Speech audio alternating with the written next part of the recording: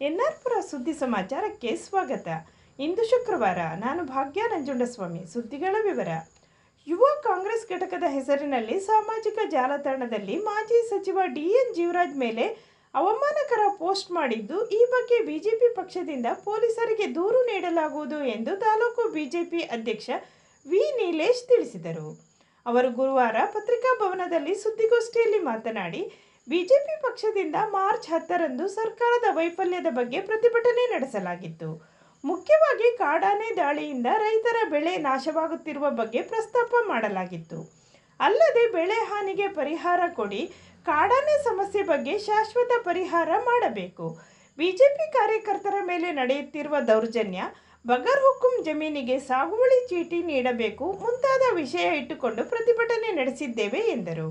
ಯುವ ಕಾಂಗ್ರೆಸ್ ಘಟಕದವರು ಸಾಮಾಜಿಕ ಜಾಲತಾಣದಲ್ಲಿ ಮಾಜಿ ಸಚಿವ ಡಿಎನ್ ಜೀವರಾಜ್ ಅವರಿಗೆ ಅವಮಾನ ಮಾಡುವ ಪೋಸ್ಟ್ ಹಾಕುತ್ತಿದ್ದು, ಈ ಬಗ್ಗೆ ಶಾಸಕರು ಕಡಿವಾಣ ಹಾಕಬೇಕು ಎಂದು ಒತ್ತಾಯಿಸಿದರು.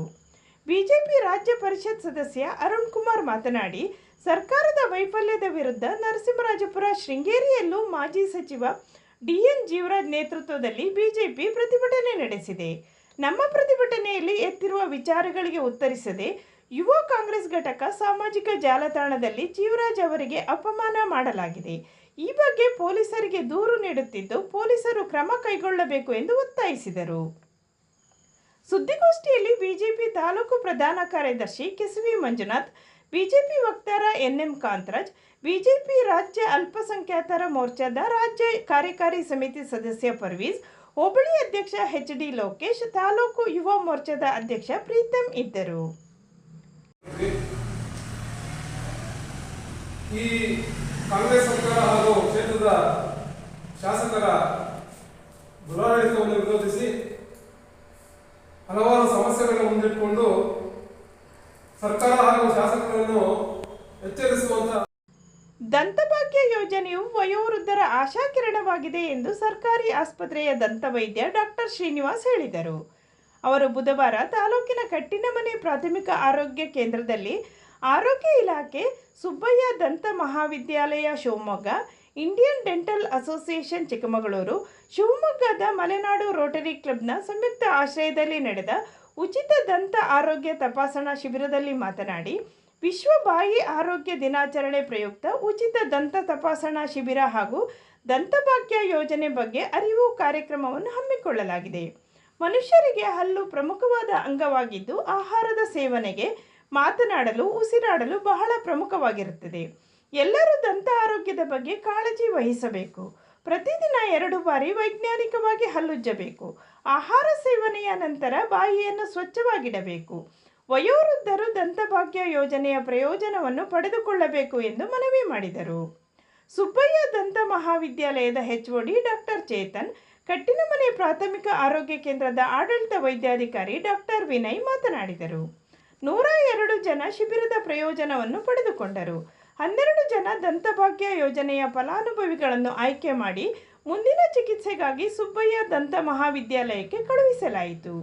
ಇದೇ ಸಂದರ್ಭದಲ್ಲಿ ಇಂಡಿಯನ್ ಡೆಂಟಲ್ ಅಸೋಸಿಯೇಷನ್ ವತಿಯಿಂದ ಬಂದ ಎಲ್ಲರಿಗೂ ಉಚಿತವಾಗಿ ಟೂತ್ಪೇಸ್ಟ್, ಮೌತ್ ವಾಶ್ ವಿತರಿಸಲಾಯಿತು. ಸಭೆಯ ಅಧ್ಯಕ್ಷತೆಯನ್ನು ಕಾನೂರು ಗ್ರಾಮ ಪಂಚಾಯಿತಿ ಸದಸ್ಯ ವಿಶಾಂತಿ ಡಿಸೋಜ ವಹಿಸಿದ್ದರು. ಅತಿಥಿಗಳಾಗಿ ಗ್ರಾಮ ಪಂಚಾಯಿತಿ ಸದಸ್ಯ ವಿಜಯಕುಮಾರ್, ಸರ್ಕಾರಿ ಆಸ್ಪತ್ರೆಯ ತಾಲೂಕು ಆರೋಗ್ಯ ಶಿಕ್ಷಣಾಧಿಕಾರಿ ಟಿಟಿ ಬೇಬಿ ಉಪಸ್ಥಿತರಿದ್ದರು.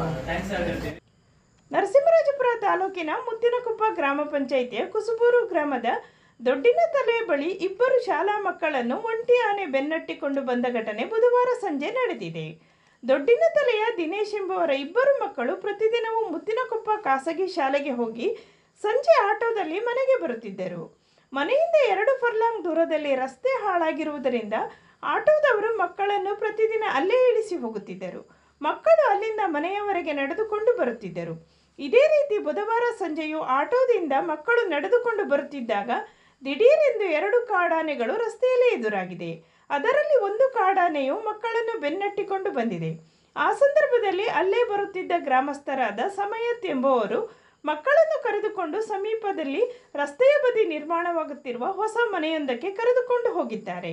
ನಂತರ ಅರಣ್ಯ ಇಲಾಖೆಗೆ ದೂರು ನೀಡಲಾಗಿತ್ತು. ಅರಣ್ಯ ಇಲಾಖೆಯ ಸಿಬ್ಬಂದಿ ಹಾಗೂ ಟಾಸ್ಕ್ ಫೋರ್ಸ್ ಸಿಬ್ಬಂದಿಗಳು ಆಗಮಿಸಿ ಕಾರ್ಯಾಚರಣೆ ನಡೆಸಿ ಸಮೀಪದ ಆರಂಬಳ್ಳಿ ಮೀಸಲು ಅರಣ್ಯಕ್ಕೆ ಆನೆಯನ್ನು ಅಟ್ಟಿಸಿದ್ದಾರೆ.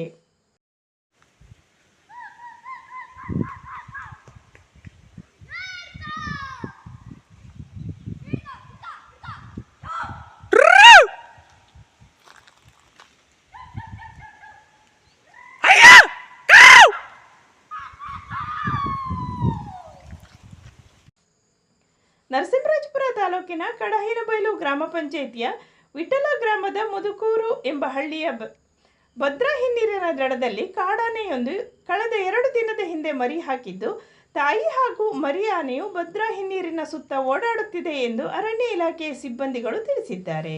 ವಂದನೆಗಳು.